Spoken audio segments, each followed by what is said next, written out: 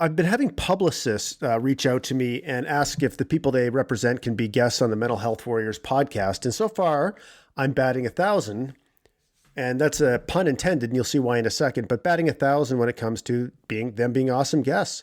But actually, now that I'm saying that out loud and I think about it, pretty much every guest I've had on has been awesome. So make of that what you will. But the point is that it's an opportunity for me to talk to amazing people. And John Trautwein, man, the guy is no exception to that rule. He's a Major League Baseball pitcher, former Major League Baseball pitcher, but interestingly, that's probably the least important part of the story he tells today, because in October 2010, John and his family suffered the tragic loss of his oldest child, Will. He was 15 years old, and he took his own life. And man, I'll tell you, when you listen to John talk about it, it is heart-wrenching, but I give him so much credit for being so open. And he's not just open about his son and, his death and what happened afterwards, but he's really reflective on how his way of being, John's way of being, might have made it difficult for his son Will to talk to him about what was going on. And that takes a lot of courage and a lot of self-awareness. And I think it's one of those things where when we are able to realize that and tell that story, man, what a gift. John and his wife, Susie, they started this nonprofit called the Will to Live Foundation. And the idea is to work with kids. They want to help spread the message of teen suicide awareness, but they also want to help these teens recognize the wonderful bonds of friendship. They call it life teammate bonds that help each other find the good in life. And we talk about this kind of in the second half of the podcast. And it's really, really powerful because John is providing a kind of new environment, new context, and new language to help people tell the people, like young people, tell those that they're closest to how important they are to them. So often how we feel about people, especially among guys, it never gets said out loud, and it should be. And I'm talking to more and more guests that are starting to actively work to change the conversation that goes on between boys and men. And the end result is going to be more compassionate, more connected, and more emotionally aware and healthy men who will make better husbands, better fathers, better friends, and just better members of society. So it's another one of those stories. These stories are becoming a pretty common theme where somebody takes a tragedy that might have broken them and makes some incredible good come out of it. And I have nothing but respect for John and what he's doing. He's written a very powerful book, which I will, about his son and the journey. And I will include a link to that in the show notes page as well. But thank you, John, for coming on the show, for reaching out to me. And thank you for everything you're doing. You are exactly the type of person who is exactly the type of person we like to feature on the Mental Health Warriors podcast. I guess that's the simplest way to put it. So thanks for coming on. Thank you for sharing your story. And thank you for doing it in a way that will really connect with people. You have a very relaxed, calm, approachable demeanor. You're an effective communicator. And it's just, I think, another quiver in your arsenal to help you make massive change in the world. And that's what you're doing. So I loved our conversation and I love what you're doing, and I will obviously support you any way we can. So guys, get ready, because this is a really, really wonderful conversation with a great man. I'm constantly racking my brain thinking, okay, how do I add more value to people above and beyond the already awesome conversations that we're having in the Mental Health Warriors podcast? And that's why I've launched a Patreon page. Patreon is patreon.com and /mental health warriors. Patreon.com/mental health warriors. So what is Patreon? Patreon is this amazing platform where people can make a direct contribution to those that are creating content that they love. And I know you love the Mental Health Warriors podcast because you're listening to it and you're spreading the word. But I also know that you support the Mental Health Warriors mission, which is to assemble the most diverse and complete set of perspectives on emotional and mental healing and well-being anywhere on the internet, period. And I will not stop until we accomplish that goal together. But starting and running a movement or building a movement and running a podcast is not free and it's not cheap. There are all kinds of costs, graphic design costs, there's web hosting costs and web development costs and podcast editing costs and podcast hosting costs and calendaring, like scheduling costs. And it all adds up. Right. And I need the Mental Health Warriors movement to not only be self-sustaining, but I need to grow it because the amount of people that we can help is just almost limitless. And I've seen how many lives we've touched already. Okay. But I'm not asking you to make a donation. I am telling you that I am offering you a value exchange. And what that means is in support or in return for your financial contribution to the Mental Health Warriors podcast and movement, I will offer you rewards that are super, super valuable and super impactful in your life. Okay. Like you will be shocked at what I offer you in exchange for your financial contribution. So please head on over to patreon.com/mentalhealthwarriors, support the show, and let me make a contribution back to you in return for your contribution to supporting the movement. It's such a beautiful, virtuous cycle, and I would love for you to be part of it. And I can't thank you enough for your continued support of what we're trying to do here, because every single person listening to this show has someone in their life that can benefit from what we are doing at Mental Health Warriors, and I want to be able to reach them. And if you want to also support the show, please head on over to iTunes and leave us a review and a rating, because that helps us get surface higher in the search results. It helps more people reach our podcast. It literally takes you 2 minutes to do that, and it will help us spread our message. Thank you so much for your support. Thank you for listening, and thank you for helping me make a difference in people's lives. If you're a high performer who craves deeper human connection, and you want to develop powerful relationships to help you achieve personal and professional excellence, and you're sick and tired of feeling isolated and alone, then my new coaching program, Serving Powerfully, is for you. I will show you how to become more open and more powerful so you can create those human connections that allow you to see, execute on, and realize an entirely different caliber of opportunities. You will walk out of our time together with a vastly increased ability to serve other people more powerfully. It's amazing how far you can go when someone believes in you. So if this sounds like you, please, let's set up a time to have a powerful conversation. Email me at jason@servingpowerfully.com and let's get started. Warriors are not born. Warriors are forged in the crucible of adversity. Warriors without fear are warriors without courage. We are men, destroying stigma and stereotypes. We are a band of brothers, because in brotherhood there is strength.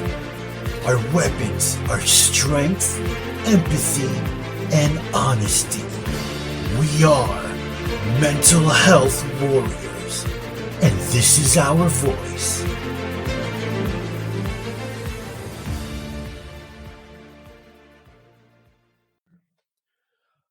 Okay, John, welcome to the Mental Health Warriors podcast. Thank you very much. Great to be here, Jason. Yeah, I appreciate your perseverance. Just so the audience knows, we had some technical difficulties before, but John has been a champ about it. So we're off and rolling here. So I started reading your book, My Living Will, and I'll tell you, man, it was hard to make it through the first chapter. And it's just the way you. Sorry, go ahead. I was going to say, you're not alone.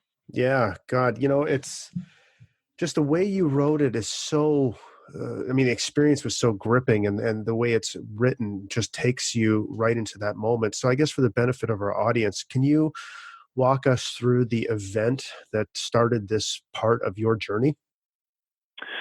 Certainly. So as luck would have it, Jason, Sunday is October 15th. So 2 days from now is the 7th anniversary of the suicide death of our son, Will, who was 15 years old at the time. He was our oldest of 4 kids, and he was a freshman in high school, and he was perfect. He was big and strong and healthy. We thought he was happy. He was very popular. He was a good student. He was a very good athlete. He was a fantastic musician. He was in a band. He was a lead singer. He wrote songs. He played for his friends. He was known as sort of the consultant and leader of his friends. And, 7 years ago in my house, the word depression, the concept of mental illness, suicide, teen suicide, anything like that, not only was it never mentioned, it had never ever been mentioned. It was something that was just not in our world, wasn't in my family's world. My lovely wife and I have a wonderful marriage. Susie and I have been together, 23 years now, 24 years now, and a loving and happy, hands-on home, a home where the glass is always half full, as I say in my book. So when we found him, he hung himself in his bedroom on a early Friday morning, and we found him that morning. We were so shocked by it that we actually thought maybe, did somebody come in and stage it and murder him and make it look like a suicide. That's how oblivious we were. And when I say oblivious, not just to suicide and not just to the fact that our own son was struggling, but oblivious to mental illness as a whole. That just wasn't something that happened to families like the Trautweins. And, when it happened, we were so stunned by it. And his siblings, his three, Will was the oldest of four. So his three younger siblings, two younger brothers and a younger sister, they had no idea. All of his friends that he was so close with had no idea. So we later found out that depression is something that in many cases is very maskable.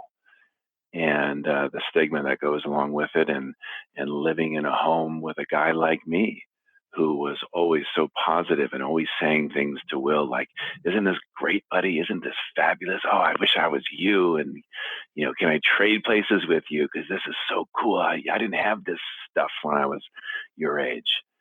But I soon learned that there were also lots of other things, lots of other stuff that I didn't have when I was his age. The pressures that come with adolescence today, the pressures that come with 24/7 internet access, cell phones, social media, have to get straight A's at AP classes to get into college, whatever it might be, all that stuff I didn't have. So when he died, I decided that one of the reasons he died is because his family had no idea about mental illness, and had no idea of depression, and had no idea that teen suicide was happening at a rate of every 2 hours in America, and that suicide alone was happening at a rate of every 13 minutes in America. I had no idea. And I knew that there were millions of adults and families who were just like ours that had no idea. And so we decided that, where we knew that we lost our son because of the stigma associated with mental illness, and the fact that because there is a stigma, nobody's talking about it. We said, we're going to talk about it. And we made a pact. My wife, Susie, and I made a pact that we would not hold back one thing. And it wasn't until maybe a year later that I decided to begin writing the book. And the reason I wrote it was because of so many wonderful things, Jason, that had happened to me and my family since the death of the son, of our son. It was so inspiring what we were witnessing and what we were part of, this community and our friends that came, that picked us up and showed us a new normal and showed us a new way to find happiness, etc., that I would have never expected. So I started to write this book, and I knew I was going to have to start it with Will's death. And I thought, if I'm going to be authentic, if I really want to share all of the wonderful things that happened in our lives after Will died, then I'm going to share the details of his death themselves as well. And that's that first chapter. And so I basically just promised myself that I wasn't going to hide anything. So it's a very difficult first chapter to read, and there's nothing good about it. But the 46 or 47 chapters that follow it, I like to think that there is real hope and real inspiration within the pages of the remaining chapters. And I think because I spared no, I didn't try to hide anything with his death.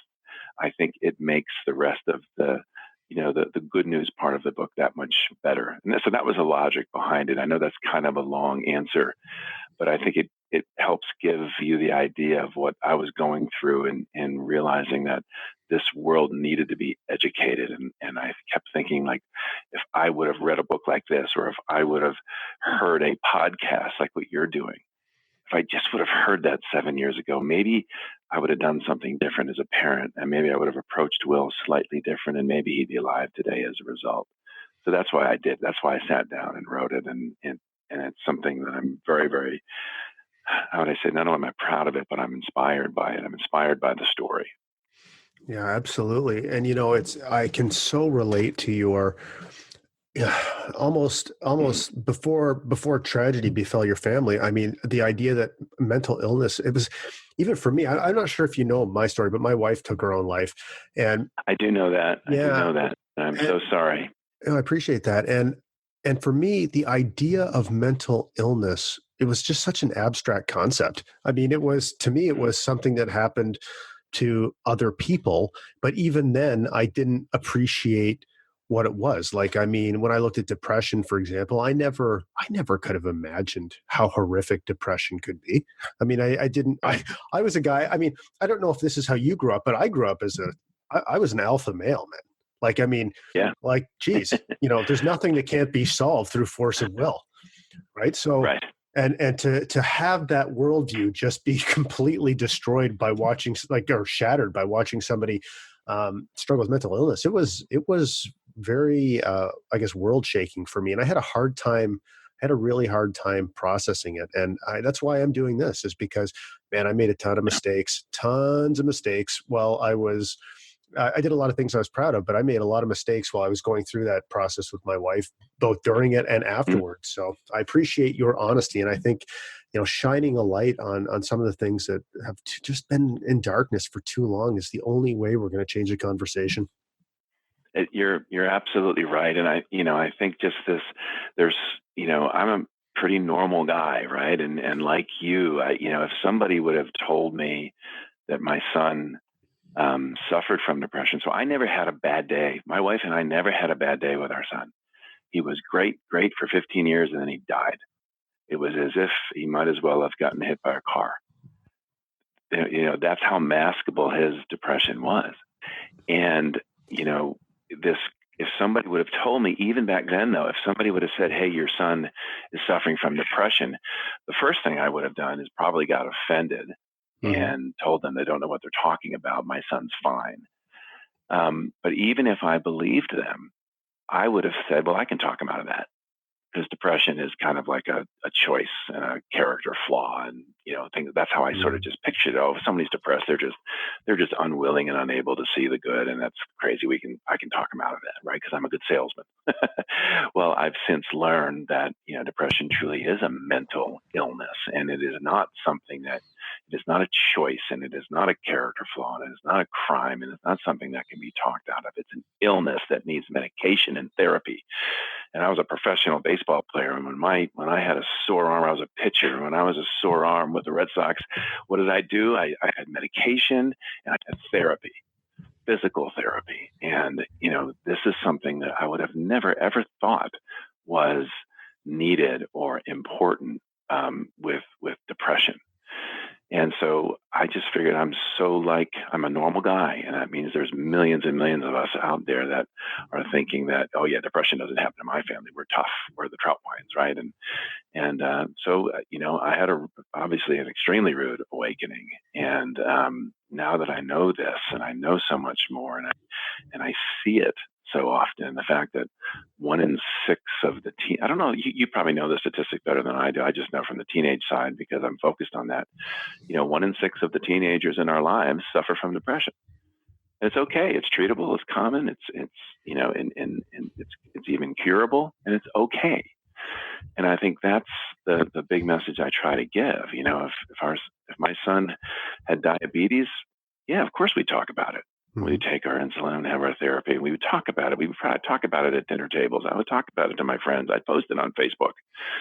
But depression, once you put the word mental in front of illness, it becomes a whole new ballgame as far as willingness to talk about it. And that's what's causing this ungodly rate of suicide and ungodly rate of increase in depression, because this fear of talking about it. Yeah, I totally agree. So tell me how, as a father, I mean, this your son takes his own life, and how do you, I don't know, what does the search for answers look like for you? I mean, you go from this traumatic event to, I'm assuming you want to know everything after that about things about, you know, about your son, what his thought process was like, who he was hanging around with. Like, what did that look like for you? Yeah, it was very, very difficult, because, you know, we were pretty close, and I was with him a lot, and I knew all of his friends, and so it wasn't like nothing came out of the woodwork, right? And it wasn't like he had a secret life. I mean, he did have a secret life, but it was internal. To him only, right? He had his own secret world and secret, because he didn't share anything with his friends. And so it got to a point, Jason, that I stopped. I actually, you know, I didn't look that hard. You know, obviously an illness, once I got over the fact that it actually was an illness, which by the way, helped me tremendously, that it was an illness and it wasn't a choice. It wasn't something that I said. It wasn't necessarily something that, you know, I caused, so to speak, and my wife and I both struggled with this. You know, what did we do? What should we have done? This and that. And, you know, well, if he would have had cancer and we didn't know about it, he would have died too. So I started to look at it that way. My son died of an illness that we didn't know he had.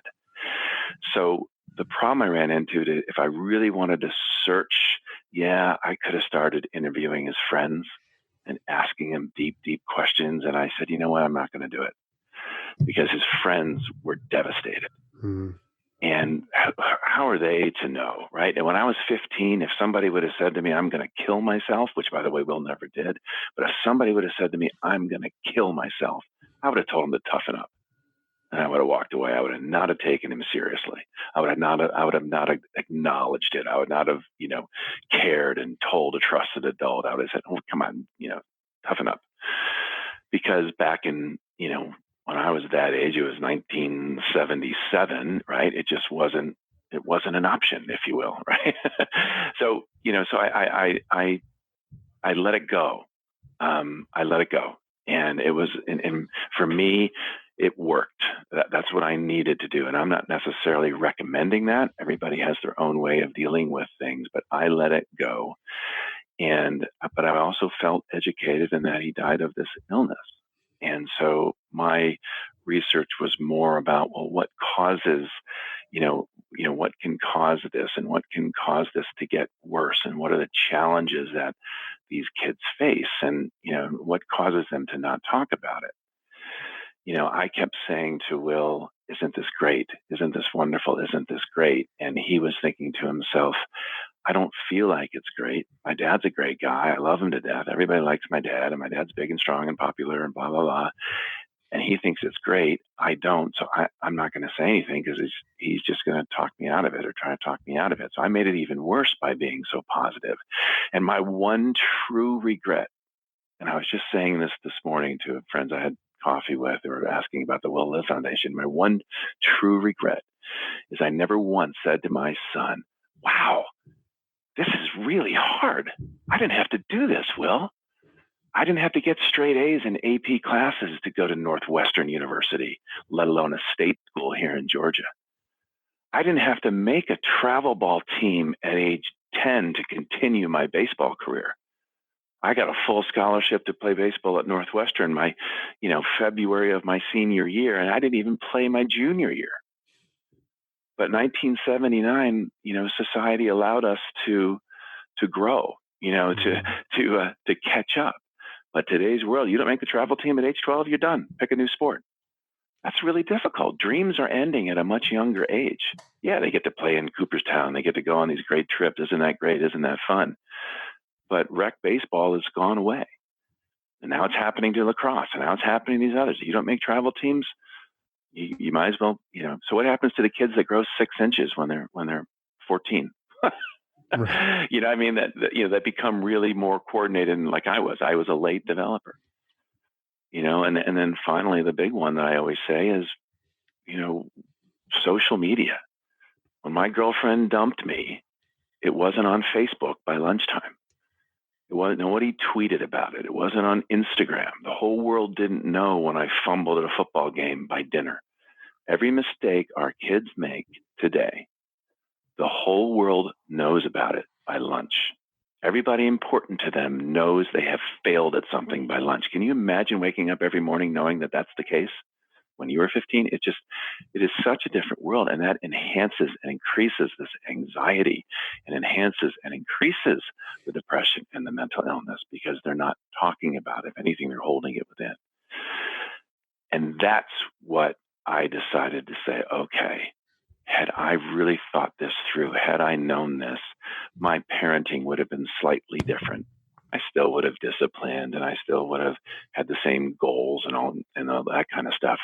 But I would have every once in a while said, wow, I never had to do this. This is really hard. This sucks. How can I help? As opposed to, isn't this great? Isn't this great? Isn't this great? And I really believe in it and feel strongly about it, because since Will's death, I've changed the way I approach, his brothers and his sister. I'm not Mr. Positive about everything anymore. I am really understanding. I don't have the answers, but at least they know I understand. I always say a trusted adult knows and shows that they know that this is hard.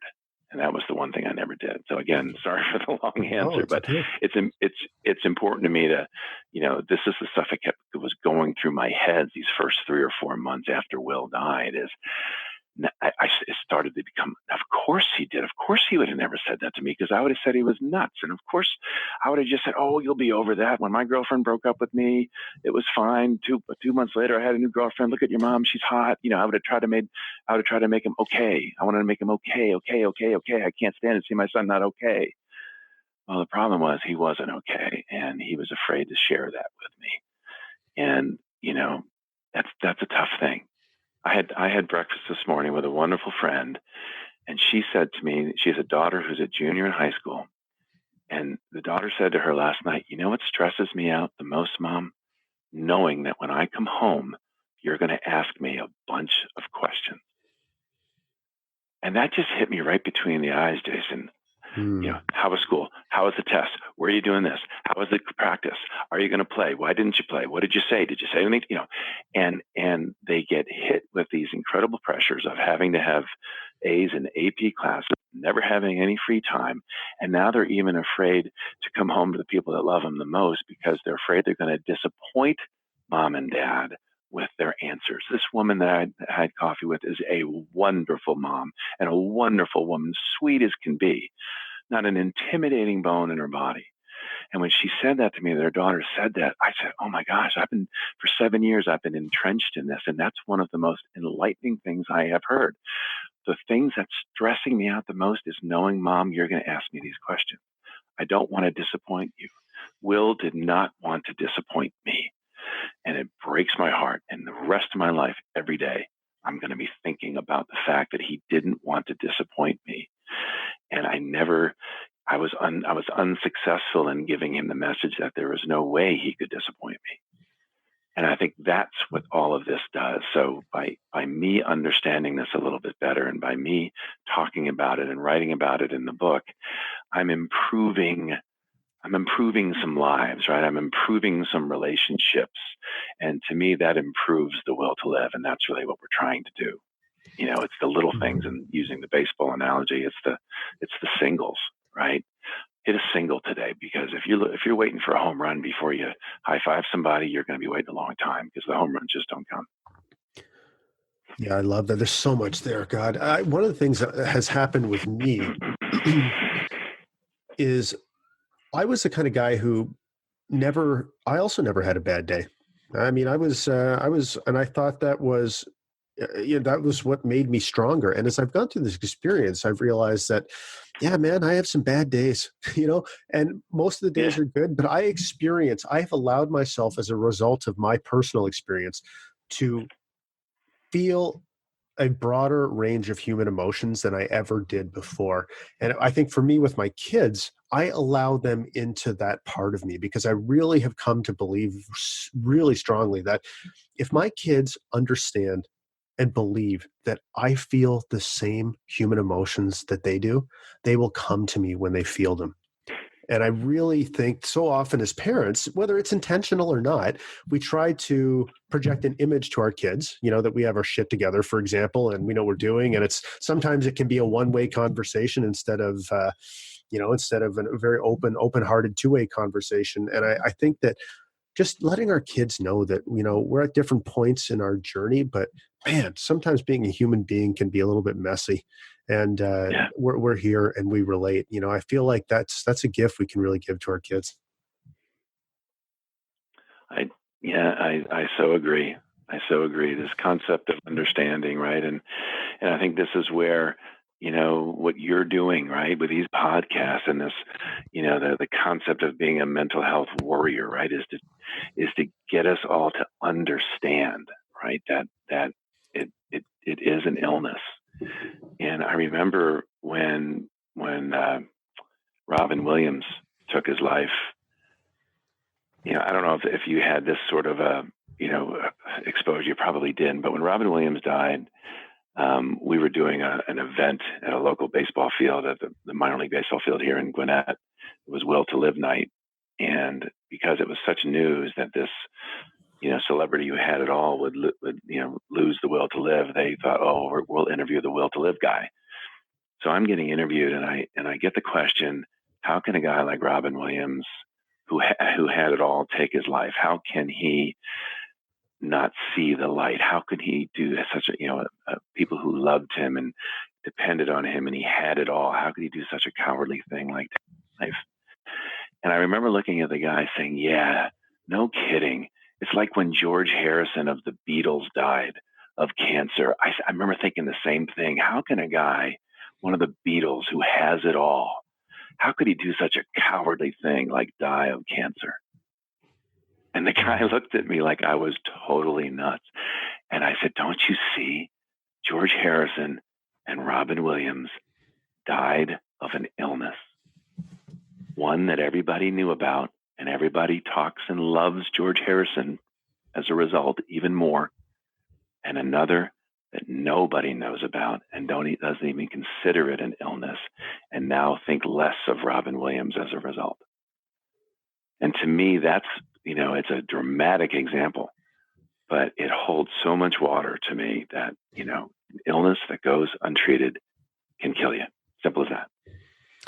Yeah, it sure can. One thing I'm curious about is one thing, I guess, for me that's been a really powerful and interesting experience is the whole, I guess, the process of grieving, right? So I mean, for me, I honestly didn't even think grief was a thing for the first 4 years after Cindy's death.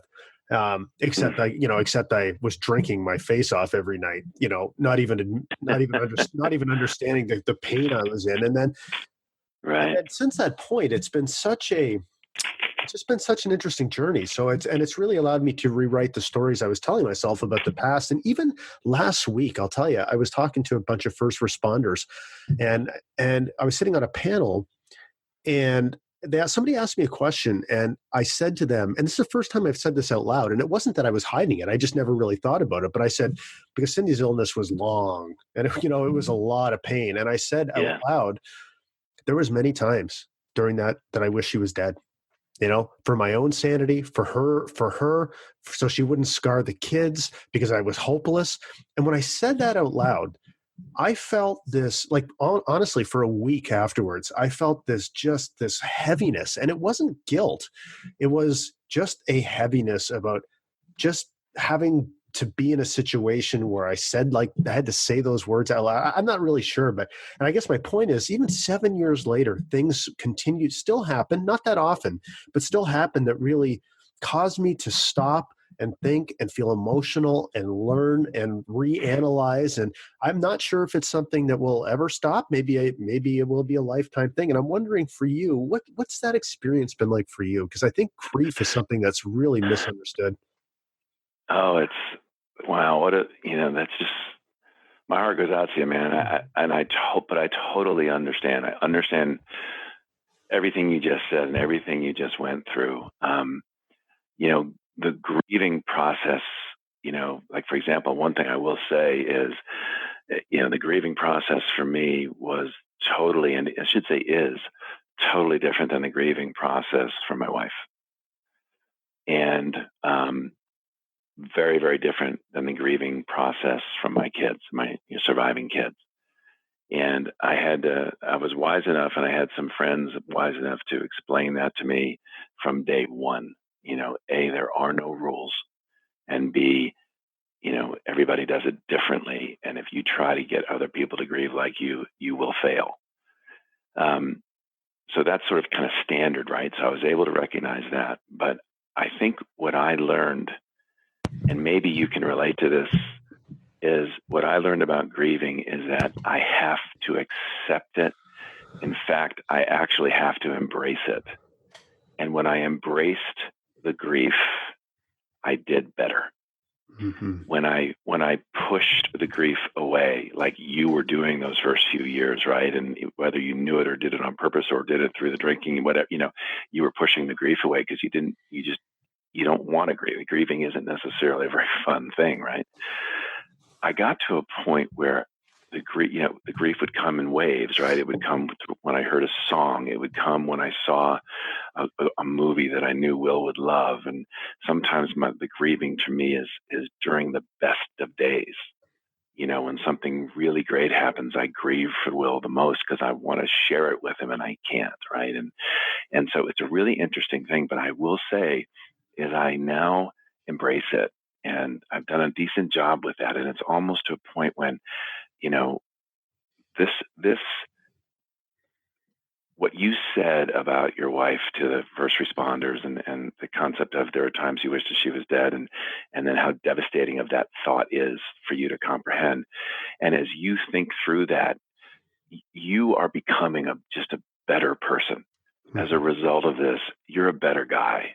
You're more understanding. You're able to deal with things differently. You look at people in a different way because of this unbelievable thing that you've gone through. And in some ways, that's her gift to you.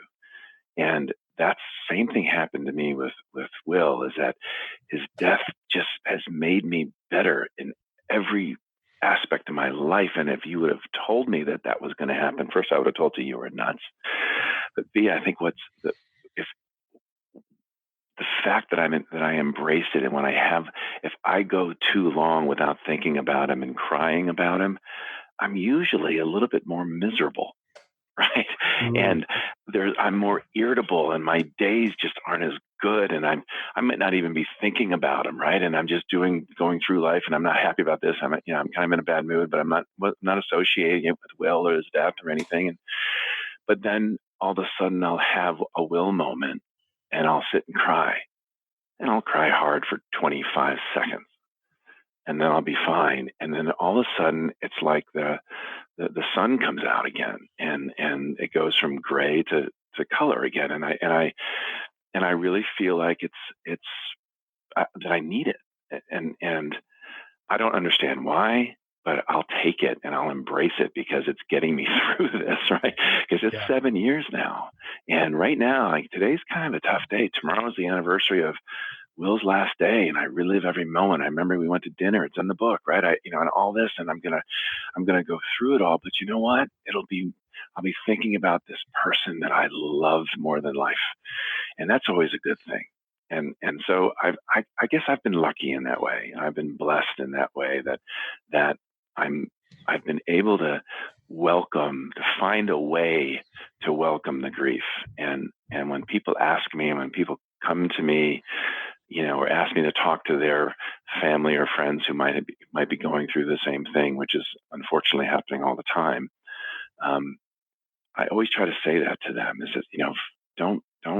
My advice to you is don't run away from that grief, because it'll kill you. if you try to push it away, it'll push you down a path you don't want to go, whatever that path may be. And it sounds like, that's kind of what happened to you, if you don't mind me saying, right? I mean, I think it absolutely was. And it's very common, right? And so I was lucky in that I don't know why, but I was able to embrace it, right? And, it's different. Like, I really want to talk about Will a lot. My wife does a little bit. My kids really, really don't. And that sometimes bugs me because I really would love them to. Mm-hmm. And, I'll ask them a question about Will and they'll always answer it. And then they'll change the subject. I'm like, oh, okay, guess we're not going to talk about Will anymore, right? But it's, for me, it's part of my grieving, it's part of my therapy, right? To talk about it and talk about him. But I have to realize, right, that that's not their way, right? And so, at the same time, they also realize that it is my way, so they understand, right? And I think that's what's been really interesting in dealing with grief. But it is, it's an incredible experience in that it just surprised me how the grief affected me, good and bad. Yeah. What I've found is what's been really, I think, an interesting thing for me to realize is how this whole experience has made me understand how much we shape our view of reality. So, because suicide or death is final, but the truth is subjective in a lot of ways. And I realize, for me, as I go through this process, the stories that I tell, and the reasons that I tell them, the people I tell them to, really influence the way I look at the past. And so for example, when I started talking about the mistakes that I made, that really connected with people. Oh, okay, because Jason made some mistakes. He's given me permission to be honest about the mistakes that I've made too, and it was a wonderful gift to people. And so then I started talking about that stuff a lot. And then over time, what happened is I started to think, God, I was kind of an asshole during that time. Then I went back and I read some journaling that I had taken, and I realized, you know what? I really wasn't. On balance, I really did the best that I could. So I've really found that it's just interesting to understand how powerfully the language we use and the stories we tell influence our view of the past. Yeah, no, I totally understand that. And it's just, like I said, I don't know. I don't have answers, right? I wouldn't necessarily write a book on grief, right? But all I know is that the key to it is to try not to run from it. Yeah, absolutely. So, do you feel? Sorry, maybe a good question for you is like I don't want to get over it. One of my biggest fears when Will died is I would forget. I'd forget the sound of his voice. I would forget what he looks like. I would forget, luckily with today's technology, I have loads of videos of him. I've got recordings of him. So I have all that. But what I have found is that nothing has dimmed at all. But I will say there's something about when I have the waves of grief, it's in some ways, it's kind of like a visit from Will, and I welcome it now. And I think that's something I wouldn't have expected. Yeah, I mean, I've had experiences that I cannot explain, and even trying to explain them. Like I can remember sitting one time meditating on my back deck, and I had this moment where I physically could feel Cindy's presence in a way that was so powerful. And I'm not like a woo-woo kind of guy here. So, but I mean, and so what's interesting is I felt that. What was it? I have no idea what that was. I really, and I'll never know, but it was a very powerful moment to me. And I feel like it just opened my mind to the understanding that there's so much that I don't understand. So I'm not in any way trying to put any kind of like describe the phenomena. It's just a feeling I felt in that moment at the time, and it was impactful for me. And that's enough. That's yeah. So yeah, I don't know. Like I know what you're saying though. I mean, it's sometimes it's strange for me because for me, it seems like because I've changed so much as a human being that thinking back to that time, I've remarried, and my kids call my new wife. They called my new wife mommy for a long time, and it's weird because it seems like almost two very separate lives. and sometimes it's hard to connect them in some way, which is I think an emotional struggle for me sometimes. I'm not sure how else to explain it. No, I can imagine. I think the other thing too, when I think of your situation, and so I'm happy to hear of your, that you remarried your situation today. That's great, right? Because, when we lost Will, we, my wife and I grieved together. We grieved differently, but we grieved together.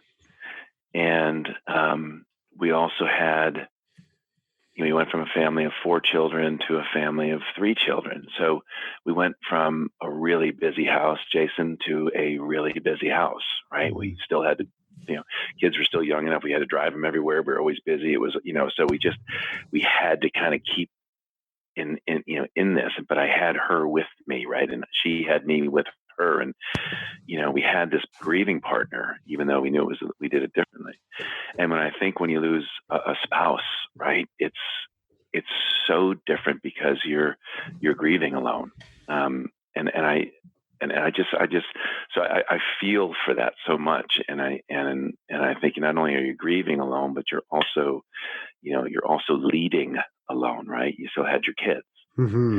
And that's, and that is really hard to have to grieve and lead alone, right? And my wife and I were able to grieve and lead together. And it's just, I always say everybody has their curveball, right? Everybody has their story. And I've had people say to me, oh, well, it's not like losing a child. I'm like, don't say that.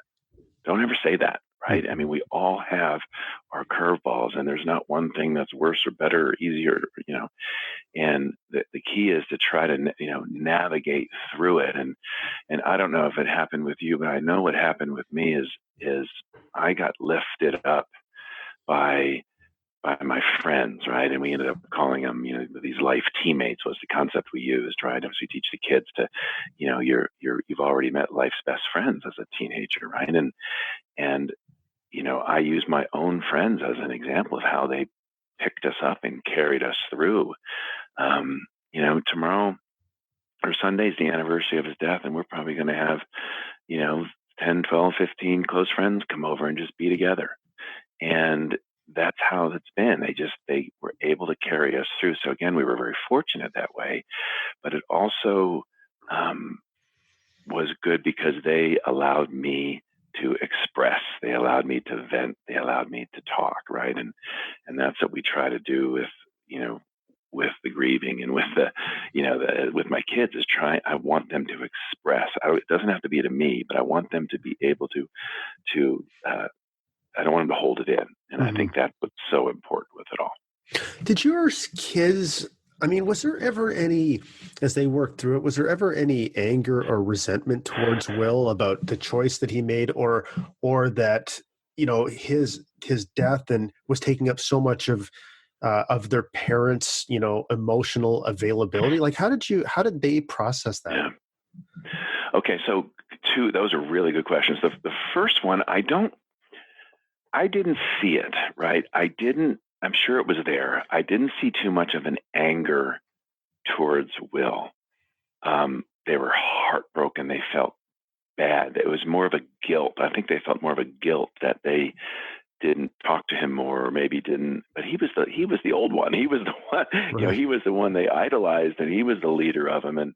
But at the same time, I think it was more of a guilt. Like, why didn't I ask him if he was okay? Why didn't I? But I don't think they ever felt anger. Now, I know some of his friends felt anger, and rightly so, right? Will had it all. Why would a kid have the same thing? But I think we were able to quickly get into the illness side of it, which helps eliminate the anger.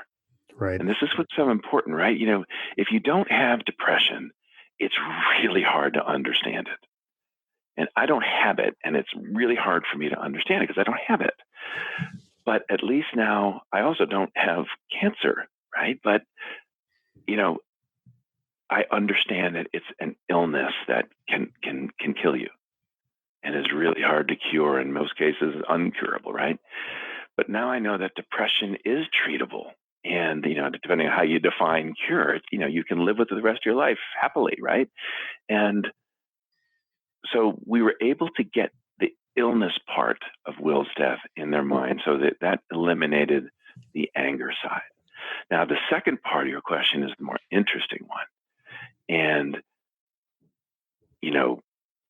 they're looking at me like, okay, Dad, what's next? And if I'm going to sit in a chair and keep crying about Will, they need me. And so I was smart enough to realize that very quickly, because what had happened was, and I talk about this in the book, even that weekend, when I started to help them again, when I stopped thinking of my own pain and went to them and started to help them and coach them and get them to try to make them happy, I started feeling better. Right, the pain in I explained it as this. I had this pain in my chest, and whenever I started helping somebody else, particularly my own family, the pain would go away. And I realized I needed to do this. I needed to play that role of dad. And so that was the good part of it. But then when the foundation started it, and I was so into it because it was so healing to me, that about 2 or 3 months into it, my family had an intervention with me. And they were like, Dad, if you say the word life teammates again, I'm going to hit you. My 13-year-old son said that to me. Right? Because, one of his friends, I said, well, you need to give Alex a call. He's one of your life teammates, right? And he's like, Dad, can you stop with the life teammates thing, right? And then Michael, who's 11, is like, yeah, really, Dad? I mean, you say that 10 times a day. And Holland, who's 6, was like, yeah, Dad. Right? And then I look at Susie, my wife, and they're all in the den watching TV. And Susie goes, yeah, you're pretty much, you're pretty obnoxious about it, to be honest with you, John. And I remember sitting down and I was like, wow. And I was kind of mad at first. And then I just started laughing because it's the way the way they were doing it. But then I realized it, that, this concept of living for the living. And, I had to put them first, and I had to always sort of make sure that the foundation, was never in front of the family. But it was, and every once in a while, it happens again, where I'll get okay, Dad, what are you doing? Right. If they see me, trying to fix the website on a Saturday, right? Because, I have a full-time job. So the stuff I do with Will Live is usually on my own time. Right. And so they're like, okay, how about time to play with me? And so they keep me in check that way. But, I don't think it was ever awful, but the concept of living for the living was a message they gave me. And I think that was an important one. Right. Yeah. Will was now gone, and I was able to find through the foundation, it keeps him alive. But I have to always remember live for the living. And that was an interesting concept. But the intervention was it's kind of a funny story, just the way that they did that. And I was like, yeah I guess you're right. Well, you know what? It's great that you guys have the type of relationship where they can call you on it, right? That's my kids do that too, and I think that's really important. Okay, so before we get into how you made something really profoundly positive happen from the situation, do you ever, because this is something I kind of think about sometimes, do you ever have a challenge reconciling or think about the fact that somebody you cared about had to die to make you into the type of person that's creating this type of contribution in the world? Because I feel like sometimes you get, as part of this process, like as part of this journey, what happens to me anyways, is you get put in these really weird, impossible, hypothetical mental situations where you go, I might think, what would I say if somebody asked me, do you wish Cindy was still alive? And I think, like, on one hand, I think, yes, of course I wish she was still alive. And on the other hand, I think, holy crap, I've done so much good as a result of her death that and I know that if I had lived this complacent, perfect life that I imagine myself living, I wouldn't even be half the person that I am today, And so then I get my head trying to reconcile these two irreconcilable thoughts. And I'm wondering if you've ever experienced that kind of thought process. All the time. I mean, the Will to Live Foundation is by far, without a doubt, the greatest thing, outside of, my marriage and my kids, right? It's the greatest thing I've ever been a part of. And the it's I don't, I was always, I guess I'm in a situation where I like myself better. I just keep saying it's Will's gift to me. And, it's your wife's gift to you, Jason, that you are this way. Right. And so we reluctantly accept it. Right. And we've been able to make the most of it. I think what gets me sometimes is the feeling of guilt. In that I get accolades. Okay. And it's very, very nice. And I very much appreciate them. But, sometimes I get asked to come to a banquet because they want to give me an award for the work that we've done with the foundation. And it's very, very nice. And I do it and I accept it graciously. But I'm standing up there thinking my son died and I'm up here, bowing to an applause. And that's very strange. It's difficult and strange. And I remember, and I talk about this in the book, that early on, I just, people kept telling me, oh, this is so great what you're doing. You're so great. We won the Presidential Point of Light Award, from President Bush. And I was just like, oh my gosh, I'm far from a celebrity, right? But you sort of, how can I do this? Because of my son's suicide death that I didn't know about, where I failed as a father. All these things go through my mind, and I decided. I said, okay, here's what I'm going to do. It's two things. One, if I'm doing something that's for the greater good of others, and two, if Will would be proud of me, then I will do it regardless of the consequence. If I get a standing ovation, if I get my picture in the paper, it doesn't matter. If Will would be proud of me, and if it was for the greater good of others, I'm going to do it, and I'm not going to regret it. And so that's helped me a little bit, but I catch myself because it's a very strange phenomena that, as a result of the worst tragedy that could ever happen to me, my life has improved. That's really hard to grasp, right? And I always say it's like being on the top and the bottom of the roller coaster at the exact same time, simultaneously, all day long. Oh, totally. So much good and so much pain all at the same time.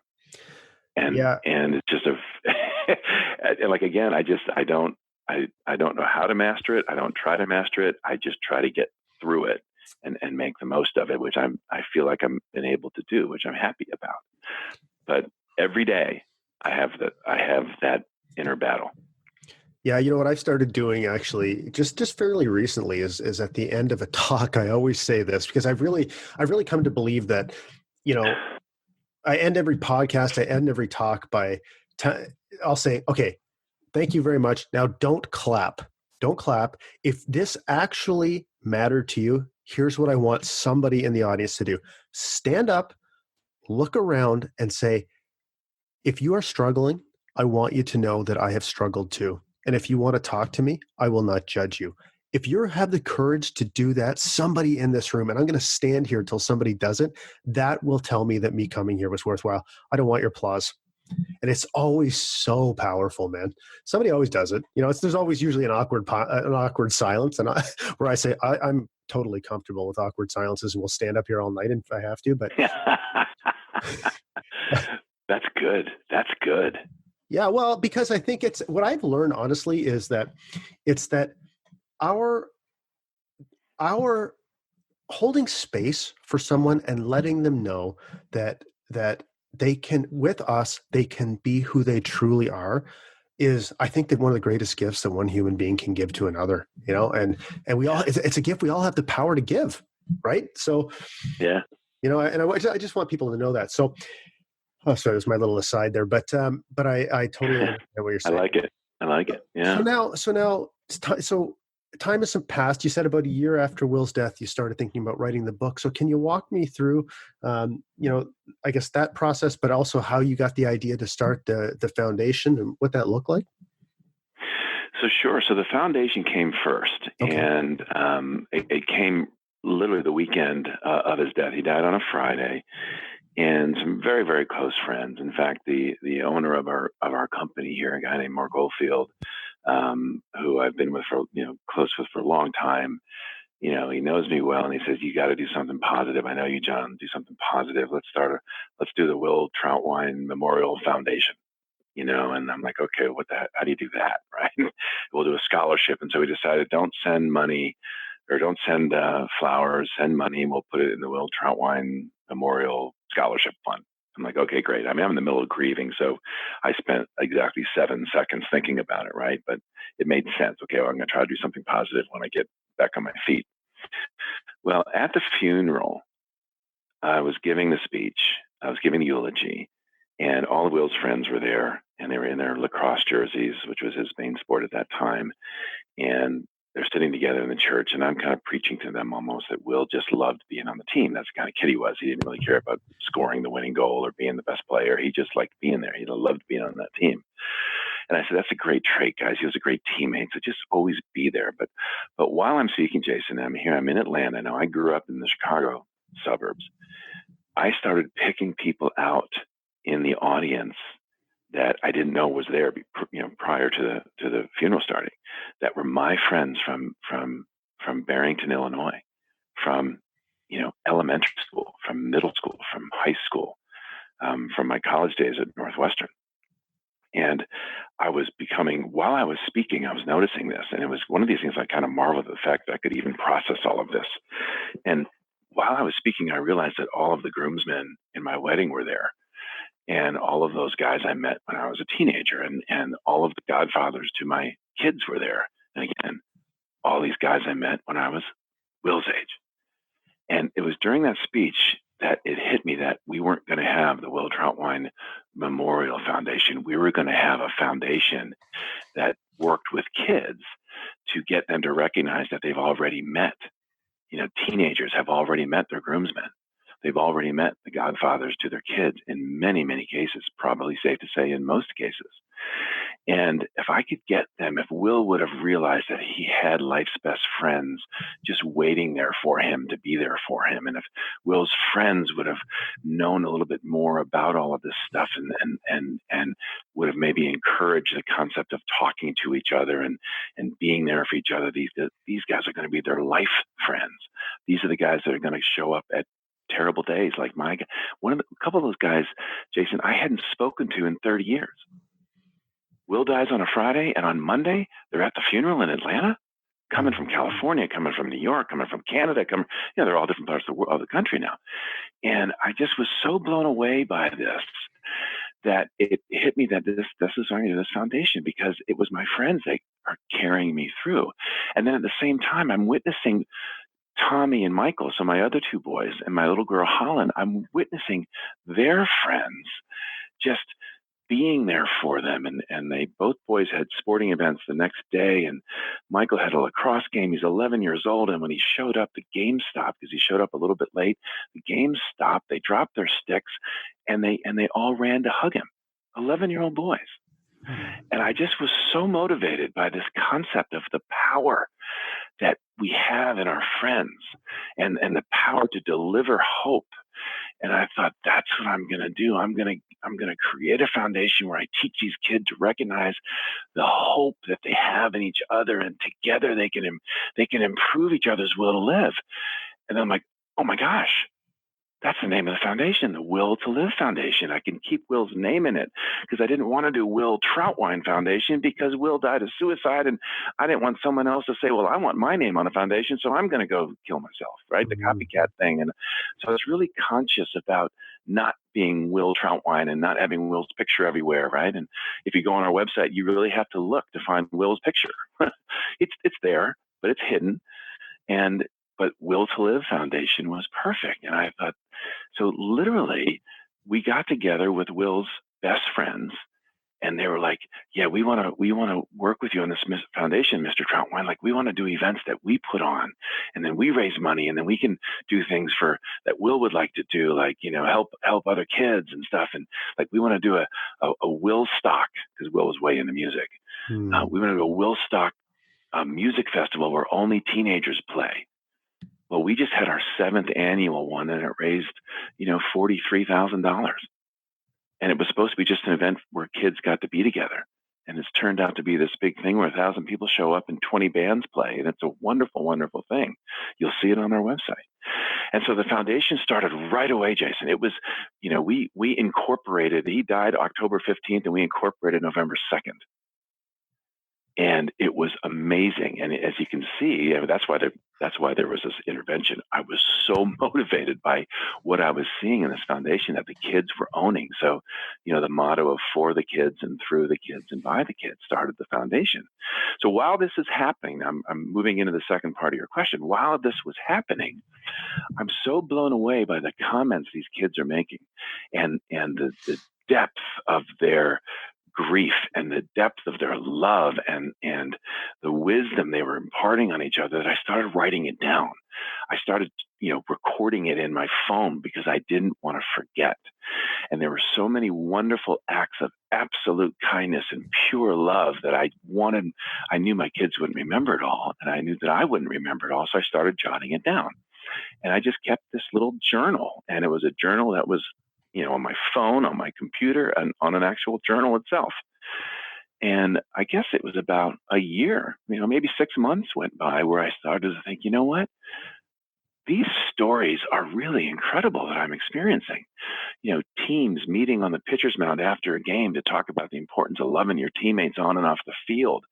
And kids, 12-year-old kids giving speeches to each other about loving your teammates. I'm like, this is good stuff. And I started to realize that I'm going to someday write a book. And so it was about a year later, I sat down and said, okay, I think there's something here.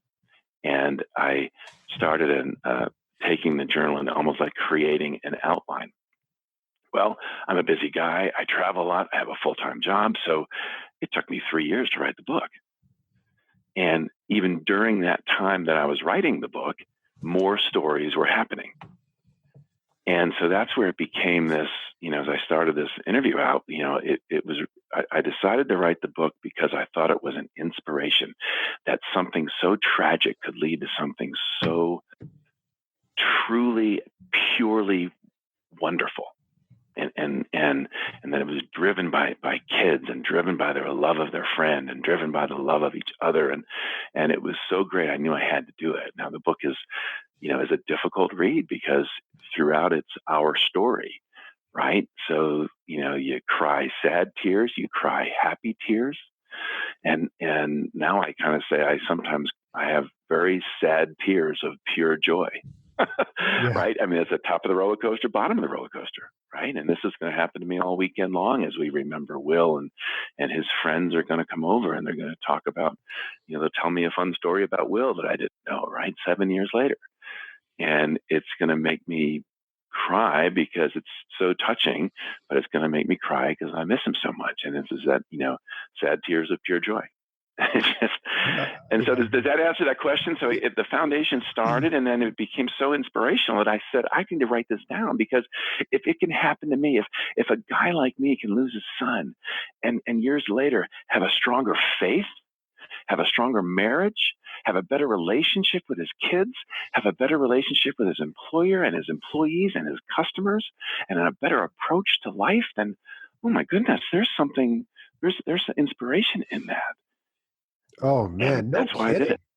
Yeah, I found the same thing. I found the same thing as I kind of grew as a person and went through the grieving process and learned, and I became a more humble, effective, influential, compassionate person in every single area of my life. And I remember thinking sometimes, God, it's so weird that in all the leadership experiences I've had, all the training I've had, nobody ever taught me how fundamentally easy it was to connect with each other as human beings. How come nobody ever, of all the adults I've ever spoken to, how come nobody ever said that, the real version of myself was the only version that anybody ever wanted in the first place, And I was like, I really feel like I should probably talk about that a lot because there's a lot of people that are afraid to, a lot of us, I'm interested in the idea of, what did you call it? Life's teammates? Is that what you, is that Life teammates. yeah, Yeah. like, so can you talk a little bit about that concept? Because I'm really interested in that. Yeah, so it's really become there's two main buzzwords of the foundation. It's life teammates and love you, man, and they relate to each other. So going back to that funeral, and I realized that my truly best friends, right? These guys from my high school days, right? All of my buddies that I experienced my first with, whatever that first might be, we grew up together. You're in the trenches together, kind of thing, and the guys I always came back to see at Christmas time when I was in college, and then even later, and even today, right? And we shared these childhood memories, so I called them our life friends. And then, I've been in, come from a very athletic family. I played, 7 years of professional baseball. I was on competitive teams till I was 30 years old. So I was very much into the concept of teammates, and we used to say Team Trautwein, right? And long before Will died, his brothers were his teammates and his sister was his teammates, and you love your teammates on and off the field, and a good team wins, but a great team loves each other. I coached Little League, I coached these kids when they were little, and I talked about the importance of being a teammate, and a compliment from a teammate is much more effective than a compliment from a coach, and all of these great buzzwords that a good motivational coach would do, right? And then Will dies. And it was my teammates, it was my life friends that picked me up and carried me through. And it was Tommy and Michael and Holland's friends and their teammates that were showing them hope again, that were making them laugh again. They were telling them jokes again, bringing joy back into their lives. It was from their friends. And so I started out by saying life friends, these life friends. And I thought, it's these life teammates. And it just clicked. And I gave a speech. I was asked to give a speech to a Fellowship of Christian Athletes club at Will's high school, not long after he died, maybe a month after he died. And I talked about, you guys have your life friends. I call them life teammates. They're there for you. Who are your life teammates, and do they know? Talk to them. Hey, say, hey, if you ever were, in a bad place, you'd call me, right? It's all fresh in their mind because they just lost Will, who didn't call anybody. And I just said, a life teammate is there for you, right? And everybody has a life teammate. You might not think you do, but you do, because your mom and dad can be a life teammate. There's no rules here. And we were trying so hard to get these kids to talk to each other. We thought the life teammate concept was a good way to do it. And me being a professional athlete, I had some credibility with it. And, my catcher, I was a pitcher, and my catcher in college was Joe Girardi, who's the manager of the New York Yankees. Well, at the funeral, my phone rang right after the funeral. I'm in the parking lot, and my phone's ringing. I look, and it's Joe Girardi, and it's Monday, the 18th of October, and it's 7 o'clock. Well, at 7:05, the New York Yankees were going to play in the American League Divisional Championship Series in Yankee Stadium, and their manager is in the runway behind the dugout calling one of his life teammates to say, hey, John, I love you. I'm so sorry I'm not there for you tonight. And I remember thinking, Joe, oh, thank you so much for calling. Where are you? He goes, I'm about to get in the dugout. They're about to play the national anthem. I said, Joe, thank you, buddy. He goes, I love you, Trout. And we hung up. And I remember just crying. That here is a guy who I hadn't seen, we kept in touch, right? We're friends. We were pals. We were teenagers when we met. And here he is reaching out to a friend. And what a story. What a credible example of the power of life teammates, that he would be able to give me hope like that. And he did that day. And I went to my son, Michael, who is a catcher, just like Joe was. And by the way, Michael's about to start, next year he'll play baseball for Northwestern University as a catcher, just like Joe did 35 years ago. Right. And I said, Mike, guess who that was? And I said, that was Joe Girardi. He goes, Dad, they have a game. There's no way. I said, no, it's about to start. He wanted to call me, tell me that he loved me. He's my friend. Right. And you could see my son, who was 11 at the time, look at me like, wow. I said, you see your buddy right there?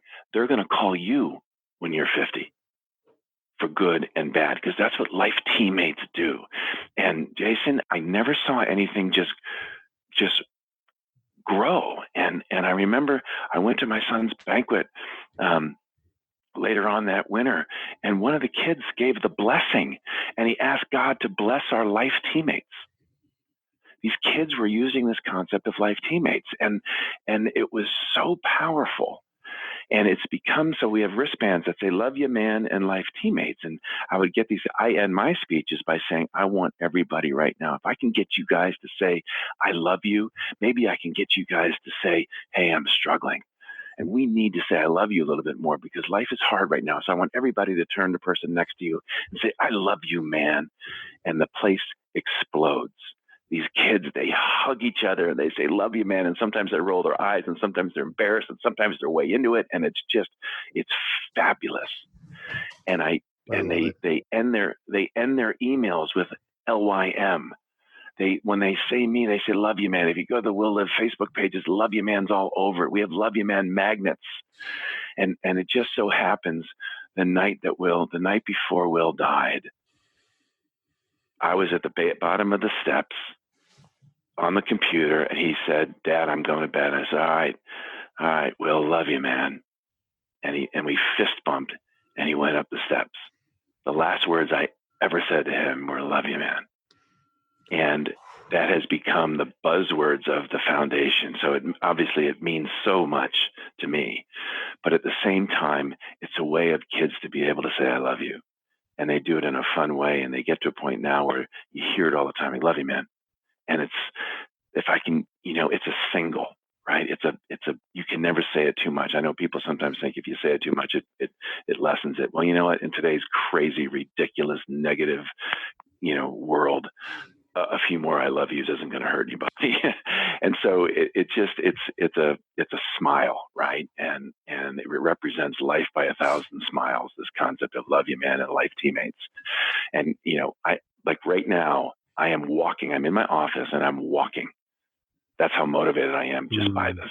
You can probably hear it in my voice, the body language of what this concept means to me, of recognizing that you've met life's greatest friends. And getting these kids to talk about it and getting dinner table conversations. So you're going to get married on Saturday, Tommy. So my son Tommy's 18. If you're getting married this Saturday, who are your groomsmen? You ask that question to your kids, you will have a dialogue. You ask them how their day was. How was the test? I don't know. How was practice? Right? You get these grunts, these one-syllable answers. Okay, how about this? Hypothetically, you're going to get married on Saturday. Who are your 7 groomsmen? And all of a sudden they look at me like, what? I want to know who your 7 groomsmen would be right now. If you're getting married this Saturday, who are those 7 guys? And then my other son says, well, I better be in there. And he's like, no, you're not, right? And they're talking and we're having a conversation, right? And then they're finished with that and they come up with the 7 names. And I say, do they know it? Do those guys know that's how you feel about them? And you see Tommy's look and he rolls his eyes. He goes, yeah, I get you, Dad. That's what a life teammate's all about. And it's such a powerful thing, and it's such an easy sell, right? When I give these speeches, I'm asking them to love each other. I'm not asking them to spend more money. I'm not asking them to study harder. I'm not asking them to work harder. I'm not asking them to work out.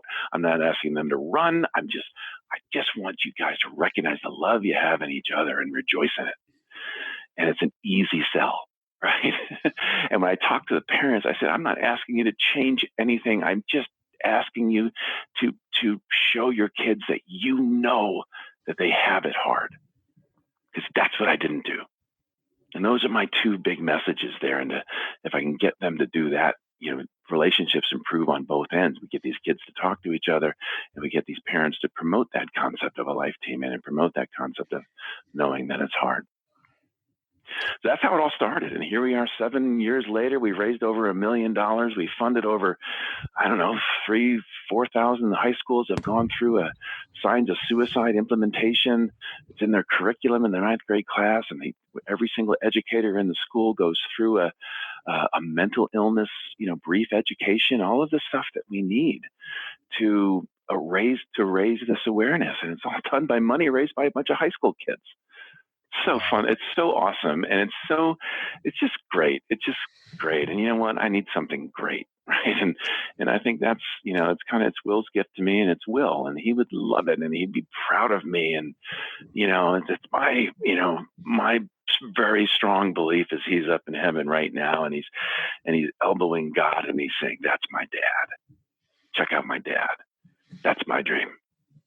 And he's just made me better. And I'm so grateful for him every minute of the day. And it's just, I have tears in my eyes when I talk about it, but it's just an amazing story of what's happened to me since his death. And it's sometimes very difficult to explain. Well, I think you did a bang up job, I would say. You hit a home run. There you go. I would just I guess the last thing I want to say is I think you've just touched on something so important, because I look at, say, for example, the mental health warriors community, and there's guys in there. And to me, it's as much as it's about mental health, it's about showing people the power of human connection, because I just feel like that is the antidote to so much of what ails us. And I feel like that's exactly what you're doing too, especially with guys.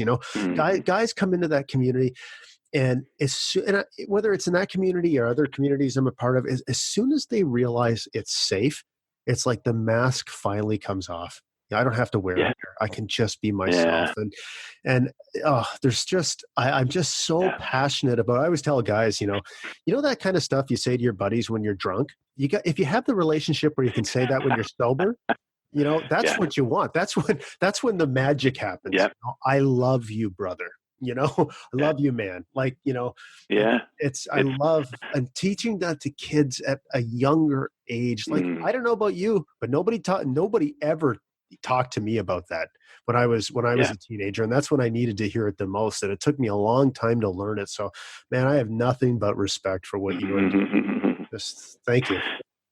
No, well, you know what? I appreciate it, and when you guys contacted me to do this today, I spent about 7 seconds, making the decision of course, because you know what? This is my therapy. Yeah. This helps my mental state to talk about it. Right. And I went to counseling a couple times, and it was awesome. It was fabulous. And I didn't go back. I'm busy. I'm traveling, this and that. But I think the reason I didn't go back is because this foundation is my counseling. The foundation is my therapy, because I'm the one talking about it. Does that make sense? It's I'm on a therapist couch. Since you started this interview, Jason, I'm on a therapist couch, and this is my therapy, and it's awesome. And that's what's so important. I think that's what we men don't do enough. We don't express, and we certainly don't express to each other enough. And I think you've hit it right on the head. And society, kind of poo-poos it a bit, right? And that's a shame, because we need to be able to do it. Yeah, I agree. Well, listen, John, thank you so much for telling your story. Thank you for the work that you're doing. Thank you for being a mental health warrior. And for our audience, who I know will want to find out more about what you're doing, what's the best way for them to get in touch with you or to learn more about the Will to Live Foundation? So great. So the best way is through the website. And if you Google Will to Live Foundation or search Will to Live Foundation, it'll show up. It's will-to-live.org. And then from there, the contact us, goes to me and my family, and that's probably the best way to do it. And there you'll see there's speaking engagements and things like that you can ask about, and just get a feel for what we're doing. It also has information of where to go for help. That's also very important, right? And I'm not the mental health expert. I'm the dad, right, who lost a son. I just know where to point people, right? So, but I always say, the instant you think something is wrong, you're probably right, and you probably need to act on it and start talking, right? And so, getting professional help and going to finding the counseling and following the therapist and things like that is important. So, will-to-live.org is the best way. We're on Facebook, we're on Twitter, we're on Instagram. So, just Will Live Foundation, you can find us. All right, and I will include all the links to those in the show notes page. So, John, thank you very much. I've loved this conversation. Well, thank you very much too, Jason. I love what you do, and I just think it's, right back at you, right? And you and I are sort of brothers in this in this club, and it's a very difficult club to be a member of. It's not something you typically sign up for, right? You get thrust into this club of a suicide survivor, a mental illness survivor, and here we are, both with the same goal of just trying to help others, and I think we both enjoy the gift that our loved ones gave us. Amen. Thanks again, John. All right, brother. Thanks so much. Take care. Okay. Well, was I wrong? I don't think so. What an amazing conversation, and what a worthy cause. A Will to Live Foundation. Please check it out and see what John is doing. He's making a huge difference in the world, and it's these people like John that we need to support. So thanks, buddy, for coming on the podcast. And it was a real pleasure to talk to you. So keep up the good work. And if anything the Mental Health Warriors podcast can do to support you, my friend, we are in your corner. And I'll end this podcast the same way I end every single podcast, and that's by saying, listen, if you are struggling, I want you to know that I have struggled too. And if you ever want to talk to me, I will not judge you. And I encourage you to do the same thing for the people that you come across, because you could literally change someone's life forever. And it's 8 simple words. I've struggled too. I will not judge you. Those 8 simple words have the power to change the world. Until next time,